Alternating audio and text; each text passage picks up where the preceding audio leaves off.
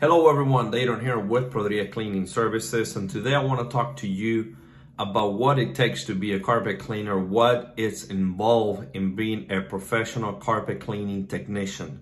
For those of you thinking about becoming one of some of you that are already in case you have some questions, I want to start with, I'm going to be covering 4 points.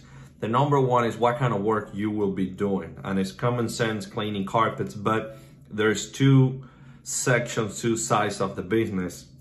One is commercial work. On commercial work, you should expect to be in businesses cleaning, most likely after hours, after 5 p.m. You don't have to deal with a lot of people, just the building owner, the manager, someone managing that building.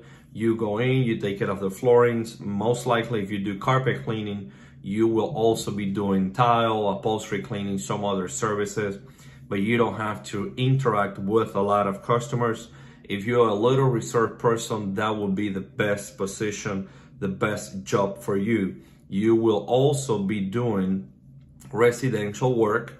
If you do residential work, the schedule will be 8 to 5 most likely, but you have to deal with a lot more people. You have to interact more with them, but you can make a little more extra money sometimes.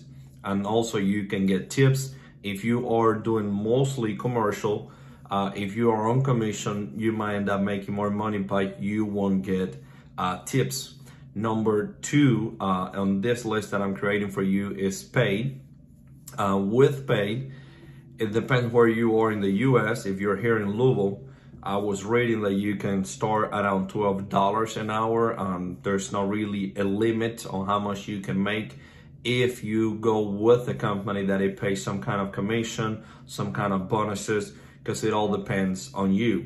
In our case, we pay hourly plus commission plus upsell plus bonuses. It's a combination of many things. An upsell, for those of you that aren't familiar with the industry, means that if you go into a house for carpet cleaning and you offer some other services that wasn't given to you, you make additional commission on that. And there are ways to learn all that. You don't need to know everything about selling. Most companies will provide selling trainings to you, education. We say that you have to educate the client and you have to help the customer. That's when it comes to pay. You could be between $12 an hour to $25 to $30 an hour when you combine everything. Now let's talk about benefits. You can get benefits with some companies. In ours, you do get some. We help with the cost of them. Some other ones you don't. It all depends on the size of the company, if they offer those benefits or not.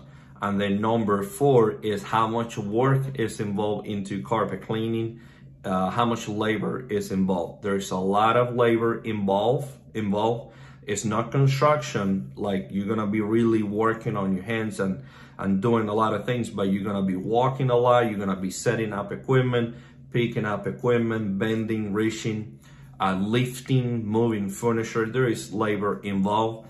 We got tools to help you with that. We got sliders, equipment to lift up some of the furniture, but there is labor involved. I hope that answers the question of what it takes to be a carpet cleaner. If you have any additional questions or comments, please leave it on your video and I will do my best to answer your questions.